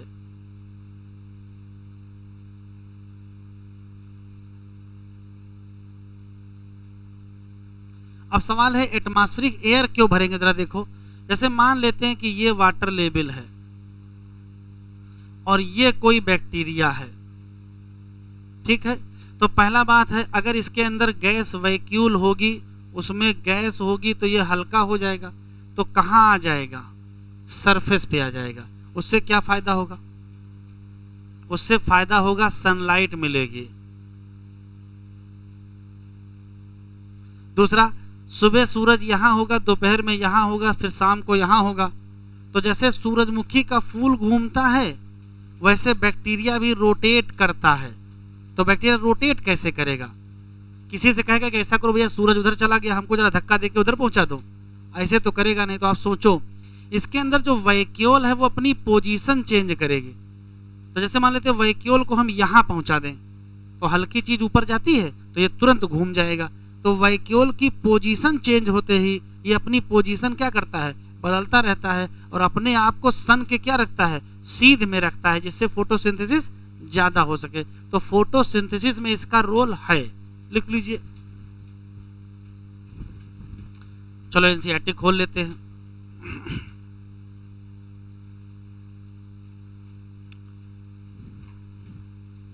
प्रोकैरियोट में राइबोसोम एसोसिएटेड विद, इसमें कोई शक नहीं है, प्लाज्मा मेम्ब्रेन से अटैच है, ये आधी बात है। साइटोप्लाज्म में भी पाए जाएंगे। बेटा साइज जरा छूट गया, लिख लीजिए, पढ़ा लीजिए अपनी कॉपी में। साइज लिख लीजिए 15 से 20 किलोमीटर है साइज ऑफ राइबोसोम। जरा कॉपी में बढ़ा लो। साइज ऑफ राइबोसोम छूट गया, बताना। जहां लिखे वहीं बढ़ा लीजिए, राइबोसोम में बढ़ा लीजिए। साइज ऑफ राइबोसोम कितना? 15 से 20 नैनोमीटर। ध्यान सुनिएगा, यही एक डाटा है जो किसमें दिया है, बाकी सारे डाटा माइक्रोमीटर में है, ये किसमें है? नैनोमीटर। तो डाटा याद रखिएगा, जरा जहां राइबोसोम लिखे थे वहीं बढ़ा लीजिए। इसमें 2 यूनिट है, 50 और 30s, जबकि मिला करके क्या है? 70s। और कहते क्या हो? Prokaryotic ribosome. राइबोसोम वही जगह है जहां क्या बनेगी? कह रहा ढेर सारे राइबोसोम अटैच हो जाएं किसको? सिंगल mRNA, तो चेन बनेगी और चेन का नाम पॉलीराइबोसोम या पॉलीसोम। काम वही है, बस नाम बदल दिया है। क्या ट्रांसलेट करेंगे mRNA को किसमें? Protein. Inclusion body, reserve material in prokaryotic cell store in cytoplasm. पहला क्वेश्चन, किस फॉर्म में? Inclusion body. दूसरा question, not bounded by membrane. तीसरा, लाई फ्री इन साइटोप्लाज्म। चौथा, example phosphate granule, cyanophycean granule और ग्लाइकोजन। यहाँ से गैस वैक्यूल किस में मिलेगी? या तो ब्लू ग्रीन बैक्टीरिया, या तो पर्पल बैक्टीरिया, या तो ग्रीन फोटोसिंथेटिक बैक्टीरिया। हेडिंग डालें, यूकैरियोटिक सेल।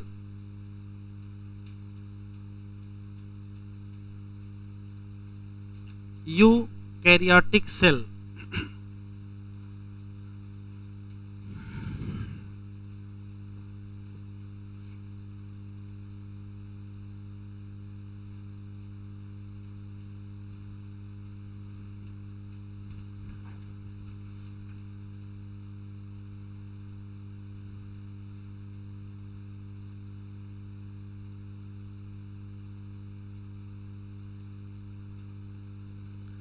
अगर हम लोग यूकैरियोटिक सेल की बात करेंगे तो पहला सवाल है कि इसमें कौन कौन लोग आएंगे। तो जब हम लोग पढ़ते हैं बायोलॉजिकल क्लासिफिकेशन तो पढ़ते हैं वहाँ 5 किंगडम सिस्टम। एक होता है मोनेरा, एक होता है प्रोटिस्टा, फंजाई, प्लांटी और एनिमलिया। मोनेरा में आते हैं बैक्टीरिया, उनको छोड़ दीजिए। उनको छोड़ के जितने लोग बचे वो सब किस में आएंगे? यूकैरियोट। तो पहला सवाल है कि इसमें कौन कौन लोग आएंगे। तो कहोगे प्रोटिस्टन आएंगे, सारे के सारे प्रोटिस्टा के मेंबर। और कौन? फंजाई, सारे प्लांट और सारे एनिमल। तो बचा कौन? केवल मोनेरा बचा। वापस आ जाते हैं। पहला सवाल है कि यूकैरियोटिक सेल की क्या पहचान। तो पहला पहचान तो इसके नाम ही में है। यू का मतलब होता है ट्रू, इसमें ट्रू या ऑर्गेनाइज्ड न्यूक्लियस मिलेगा। अभी लिखो नहीं, सुन लो। ट्रू या ऑर्गेनाइज्ड न्यूक्लियस। जैसे हम कहेंगे ऑर्गेनाइज्ड न्यूक्लियस, इसका मतलब न्यूक्लियर मेम्ब्रेन होगा, साफ सुथरी न्यूक्लियस होगा। उसके अंदर जो जेनेटिक मटेरियल होगा वो बदल के क्रोमोसोम बन जाएगा। क्रोमोसोम का पाया जाना इनकी पहचान है और ना पाया जाना प्रोकैरियोटिक की पहचान है। तो एक तो बड़ा अंतर यही मिल गया पहला। तो एक तो यहां क्या मिलेगा?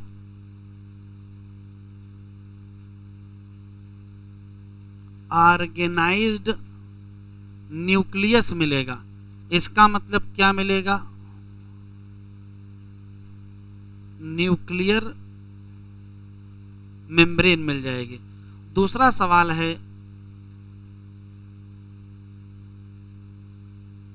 कि जो जेनेटिक मटेरियल है वो क्या बना लेगा? क्रोमोसोम बना लेगा। अभी लिखो नहीं। तीसरी जो खास बात यह है कि यहां पाए जाएंगे मेम्ब्रेन बाउंडेड सेल ऑर्गेनेल। और इस सेल ऑर्गेनेल के चक्कर में क्या हो जाएगा? अंदर ये ऑर्गेनेल है, एक ये ऑर्गेनेल, ये एक ऑर्गेनेल। तो ऑर्गेनेल के चक्कर में जो टोटल साइटोप्लाज्म है वो छोटे छोटे कंपार्टमेंट में बढ़ जाएगा। इसको इंटरनल कंपार्टमेंटाइजेशन या एक्सटेंसिव कंपार्टमेंटाइजेशन कहते हैं। तो इसके चक्कर में क्या हो जाएगा?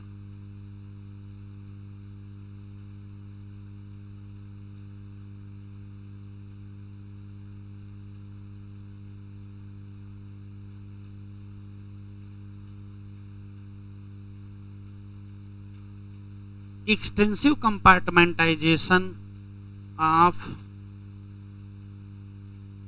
साइटोप्लाज्म। साइटोप्लाज्म का एक्सटेंसिव कंपार्टमेंटाइजेशन हो जाएगा। ये भी इसकी बड़ी विशेष पहचान है। यहाँ स्पेशल स्ट्रक्चर मिलेंगे। कौन से? तो स्पेशल लोकोमोटरी स्ट्रक्चर मिल जाएंगे, स्पेशली साइटोस्केलेटन, जिसमें हम लोग पढ़ेंगे माइक्रोबॉडीज होगा, माइक्रोफिलामेंट होगा, इंटरमीडिएट फिलामेंट होगा। ये सब चीजें यहाँ मिलेंगी, जबकि बैक्टीरिया में नहीं मिलेंगी।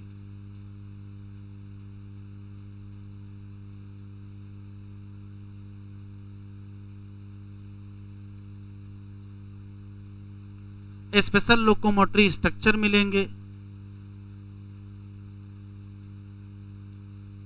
साइटोस्केलेटन क्या होगा?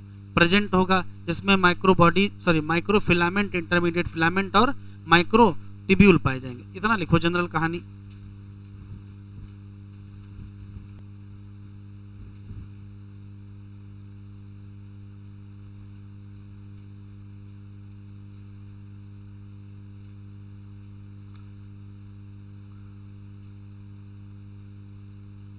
All eukaryotic cell are identical, सभी यूकैरियोटिक सेल आइडेंटिकल होती हैं? कहोगे नहीं, आर नॉट क्या आइडेंटिकल, पहला क्वेश्चन। इसी नाते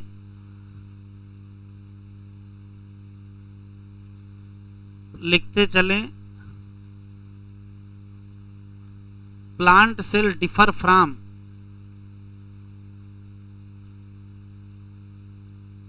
एनिमल सेल। कैसे? प्लांट सेल में क्या क्या है? सेल वॉल है बड़ी सी, वैक्यूल है और क्लोरोप्लास्ट, ये सब के सब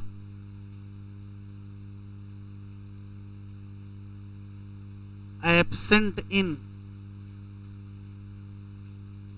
एनिमल सेल, जबकि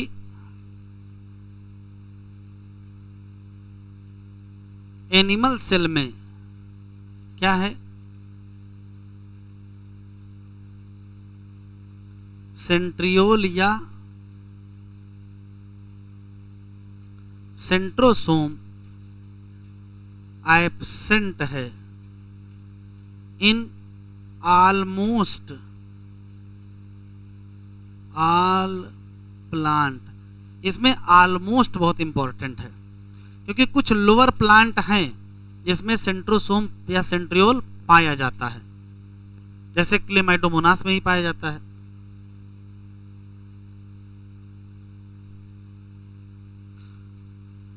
एनसीईआरटी में एक डायग्राम बना है, उसमें प्लांट सेल और एनिमल सेल हैं। जरा उस डायग्राम में 3-4 चीजें टिक करनी है।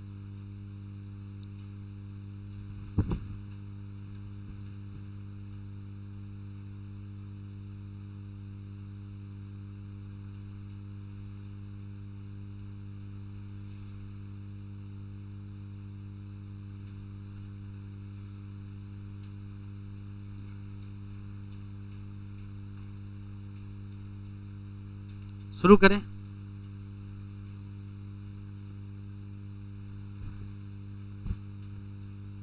जरा एनसीईआरटी खोल लीजिए।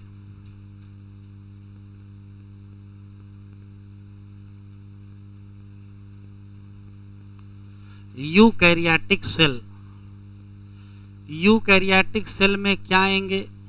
तो कहोगे सभी के सभी क्या? प्रोटिस्ट, प्लांट, एनिमल और क्या? फंजाई। किसी यूकैरियोटिक सेल की पहचान है एक्सटेंसिव कंपार्टमेंटलाइजेशन ऑफ साइटोप्लाज्म। ये किसके चक्कर में हो गया है? तो presence of membrane bounded organelle. किसी यूकैरियोटिक सेल में बढ़िया सा क्या मिलेगा? न्यूक्लियस, और साथ में क्या मिलेगा? Nuclear envelope. किसी यूकैरियोटिक सेल में ढेर सारे क्या मिलेंगे? लोकोमोटरी और क्या? Cytoskeletal structure. बस जेनेटिक मटेरियल बदल के क्या बना लेगा? क्रोमोसोम। ये सब कहाँ नहीं होंगे? Prokaryotic. All eukaryotic cell are not identical. क्यों? प्लांट सेल भी अलग है किससे? एनिमल सेल से। कैसे? प्लांट सेल में क्या है? सेल वॉल, प्लास्टिड और लार्ज सेंट्रल वैक्यूल, ये सब एब्सेंट है कहाँ? एनिमल। जबकि एनिमल सेल में क्या है? सेंट्रियोल, ये एब्सेंट है। क्या लिखा है? ऑलमोस्ट। अगर ये हटा दोगे तो गलत हो जाएगा, ऑलमोस्ट ऑल प्लांट, क्योंकि यहां क्या है? एक्सेप्शन है। डायग्राम देखें, ये डायग्राम है प्लांट सेल का। पहचान टिक कर ले। तो पहचान ये है, वैक्यूल टिक कर लें। एक पहचान है मिडिल लैमेला, अभी आगे पढ़ेंगे। ये सेल वॉल का कैरेक्टर है, सेल वॉल के साथ पढ़ेंगे। ये पहचान है सेल वॉल। माइटोकांड्रिया पहचान नहीं, राइबोसोम पहचान नहीं, क्लोरोप्लास्ट क्या है? पहचान है। साइटोप्लाज्म पहचान नहीं, पैराक्सीसोम नहीं है, माइक्रोट्यूब्यूल भी नहीं है, प्लाज्मोडेस्मेटा पहचान है। ठीक है, स्मूथ भी नहीं है, लाइसोसोम भी नहीं, आरईआर भी नहीं। न्यूक्लियस, न्यूक्लियोलस, सारी चीजें। तो जितना सर्कल कर दिए केवल उतना सर्कल कर दीजिए, बस वो पहचान है, बाकी सब छोड़ दीजिए। वैक्यूल पहचान है, मिडल लैमेला पहचान है, सेल वॉल पहचान है, क्लोरोप्लास्ट पहचान है और प्लाज्मोडेस्माटा पहचान। क्या है भी सेल वॉल में पता चलेगा। अब एनिमल में आ जाओ। एनिमल में देखो माइक्रोविलाई लिखा है, ये वहां नहीं मिलेगा क्योंकि बाहर है सेल वॉल, वहां सरफेस ऐसे ऐसे हो ही नहीं पाएगी। माइक्रोविलाई पहचान। प्लाज्मा मेम्ब्रेन सब में है। सेंट्रियोल क्या है पहचान। ये छोड़ दीजिए, ये छोड़ दीजिए, ये छोड़ दीजिए, छोड़ दीजिए, सब छोड़ते जाइए। न्यूक्लियस, न्यूक्लियोलस सब चीज कहाँ है, सब में प्लांट है, बस यहाँ दो चीजें मिल गई, क्या, माइक्रोविलाई और सेंट्रियोल। हेडिंग डालिए सेल मेम्ब्रेन।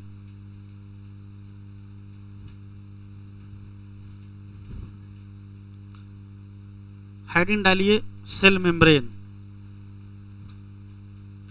यूकैरियोटिक सेल में एक एक चीज डिटेल में पढ़नी है। सेल मेम्ब्रेन बहुत डिटेल में, उसका फंक्शन भी डिटेल में है, फिर सेल वॉल है, फिर ऑर्गेनेल स्टार्ट हो जाएंगे। तो पहले सेल मेम्ब्रेन का आज इंट्रोडक्शन भर वाला पढ़ लेते हैं कि आखिर है क्या।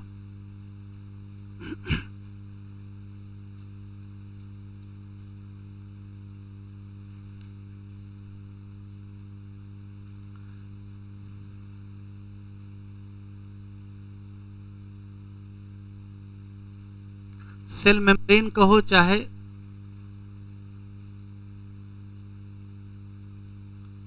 प्लाज्मा मेम्ब्रेन कहो चाहे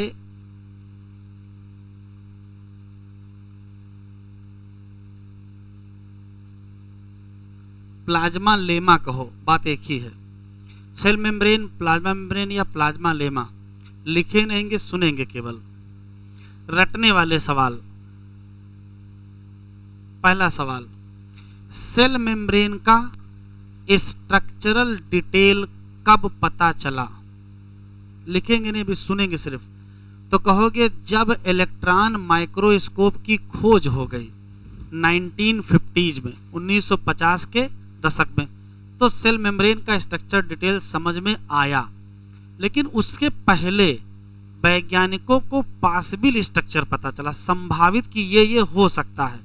तो क्वेश्चन पूछा जाएगा कि सेल मेम्ब्रेन का पॉसिबल स्ट्रक्चर कैसे पता चला। तो कहोगे केमिकल स्टडी से पता चला कि उसमें कौन कौन से केमिकल हैं। जब केमिकल स्टडी की गई तो पता चला कि सेल मेम्ब्रेन में दो मेन चीजें हैं, एक है लिपिड और एक है प्रोटीन। किस पर्टिकुलर सेल की सेल मेम्ब्रेन की स्टडी की गई थी। तो कहोगे ह्यूमन आरबीसी की गई थी। तो ह्यूमन आरबीसी की जब सेल मेम्ब्रेन की केमिकल स्टडी कर रहे थे तो बाद के वैज्ञानिकों ने बताया कि इसमें कार्बोहाइड्रेट भी पाया जाता है। पहले कहा गया लिपिड और प्रोटीन पाई जाती है, फिर कहा गया प्रोटीन और कार्बोहाइड्रेट पाया जाता है। तो फिर क्या ऐसा करते हैं, मिला लेते हैं। केमिकल में तीन चीजें मिल गई। क्या मिल गई, लिपिड भी मिल गया, प्रोटीन भी मिल गया, कार्बोहाइड्रेट भी मिल गया। तो ओवरव्यू में ये है क्या, अगर क्वेश्चन पूछेगा structural detail of cell membrane कब पता चला, तो कहोगे after advent of electron microscope in 1950s। बात खत्म। क्वेश्चन चेंज करेगा, आंसर बदल जाएगा। Possible structure of cell membrane का अंदाजा कब लगा, तो कहोगे जब केमिकल स्टडी की गई सेल मेम्ब्रेन की, स्पेशली किसकी, ह्यूमन आरबीसी की। अब क्या पता चला, तो केमिकल स्टडी से पता चला कि सेल मेम्ब्रेन में मेनली क्या है, प्रोटीन और लिपिड। कुछ दिनों बाद वैज्ञानिकों ने कहा नहीं, प्रोटीन के साथ क्या है, कार्बोहाइड्रेट है। तो सेल मेम्ब्रेन में है क्या, तो सेल मेम्ब्रेन में प्रोटीन भी है, कार्बोहाइड्रेट और लिपिड भी है और कार्बोहाइड्रेट। एनसीईआरटी में आरबीसी की मेम्ब्रेन का परसेंटेज लिखा है कि कितने परसेंट प्रोटीन, तो 52% प्रोटीन, 40% लिपिड। तो बचा क्या, 8% बचा कार्बोहाइड्रेट। इतना लिखो पहले।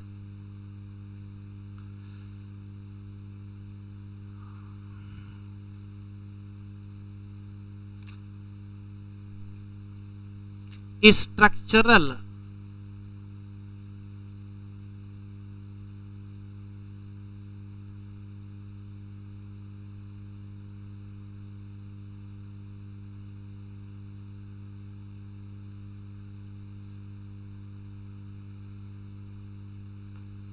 Structural detail of cell membrane कब पता चला? तो आंसर क्या देंगे? आफ्टर एडवेंट ऑफ इलेक्ट्रॉन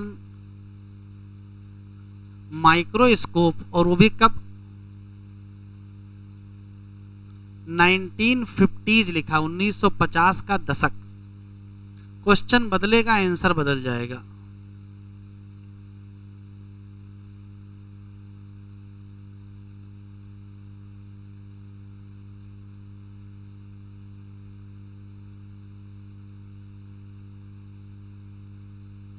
अगर क्वेश्चन पूछेगा possible structure of cell membrane, इसका अंदाजा कैसे लगा? डिड्यूस्ड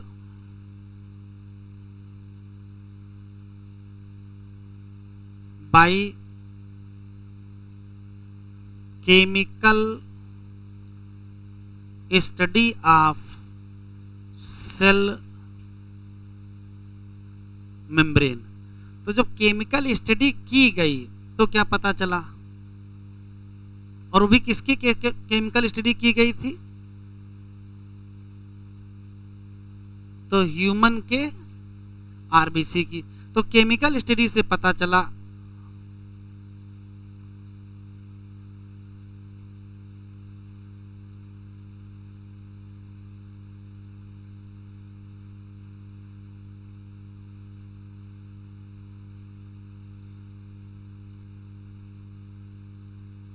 केमिकल स्टडी से पता चला कि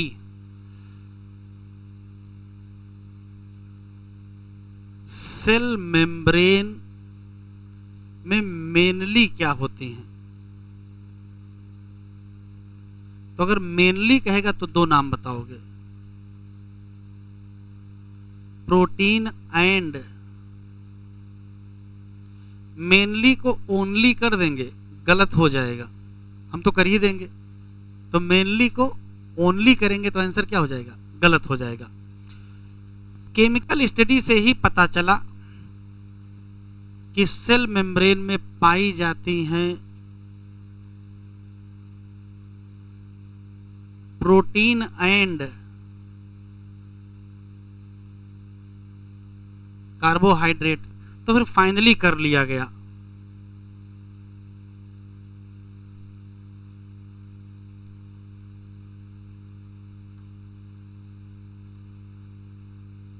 कि सेल मेम्ब्रेन में स्पेशली क्या देख लो,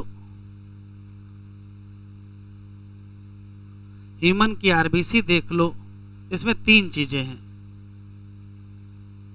इसमें प्रोटीन भी है, लिपिड भी है और कार्बोहाइड्रेट। बस परसेंटेज याद रखना, ये 52% है, ये 40% है, तो ये क्या है? 8। बस ये वैल्यू कहाँ की है? क्या ऐसा परसेंटेज सब में सेम होता है? क्या ऐसा परसेंटेज सब में सेम होता है? तो नहीं सेम होता है, ये वेरिएबल होता है। परसेंटेज वेरिएबल है। ह्यूमन आरबीसी की मेम्ब्रेन का परसेंटेज यहाँ दिया हुआ है। अगले लेक्चर पर स्ट्रक्चरल डिटेल पढ़ेंगे। पहले पढ़ेंगे लिपिड कितने प्रकार के हैं, फिर पढ़ेंगे प्रोटीन, और फिर पढ़ेंगे कार्बोहाइड्रेट, फिर उसका मॉडल, और फिर उसका फंक्शन। ठीक है। आज वेडनेसडे है, कल थर्सडे, परसों फ्राइडे है। हाँ, परसों टेस्ट है किस चैप्टर का? Chemical coordination and integration. बड़ा चैप्टर है, यहाँ आराम से 90 क्वेश्चन बन जाएंगे। ठीक है, तो उसको रिवाइज करके आइए।